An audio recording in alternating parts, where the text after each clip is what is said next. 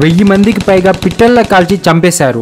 అదే జలియన్వాలా బాగ్ రక్త చరిత్ర. 1990లో బ్రిటిష్ వారు రోలెట్ యాక్ట్ ని ప్రవేశపెట్టారు. దానివల్ల ఎవరినైనా జైల్లో పెట్టవచ్చు, ఇంకా వారిని పనిష్ కూడా చేయవచ్చు. ఈ చట్టం భారతీయుల్ని పూర్తిగా బానిసలుగా మార్చే ప్రయత్నం. అయితే ఏప్రిల్ 13, 1990లో బైసాఖి అనే పండుగ రోజు వేలాది మంది అమృత్సర్ లోని జలియన్వాలా బాగ్ లో మాకు స్వేచ్ఛ కావాలి, ఈ చట్టాన్ని రద్దు చేయండి అని శాంతియుతంగా నిరసన చేస్తుంటే బ్రిటిష్ జనరల్ డైర్ దాన్ని తిరుగుబాటుగా భావించి బాగ్ చుట్టూ ఉన్న అన్ని ద్వారాలను మూసివేయమని చెప్పి ఎవరిని కూడా బయటికి పారిపోకుండా చేసి అక్కడ ఏం జరుగుతుందో తెలిసేలోపే ఆ ప్రజలపై ఫైరింగ్ స్టార్ట్ చేశారు. ఆ కాల్పుల్లో 1000 మందికి పైగా చనిపోయారని, 1500 పైగా మంది గాయపడ్డారని రికార్డ్స్ లో ఉన్నాయి. ఇంకా కొందరు వారి ప్రాణాలను కాపాడుకోవడానికి అక్కడే ఉన్న బావిలో దునికి చనిపోయారని చరిత్రకారులు చెబుతున్నారు. స్వేచ్ఛ కోసం పోరాడి అదే మట్టిలో తుపాకీ తూటాకు బలయ్యారు. వారి ప్రాణ త్యాగాలకు స్వతంత్ర ఉద్యమం ఇంకా ఉధృతంగా మారి స్వతంత్రానికి కాగడగా మారింది. ఇవాళ మనం స్వేచ్ఛగా ఉన్నామంటే బాగ్ లో వాళ్ళు అర్పించిన ప్రాణ త్యాగాల వల్లనే.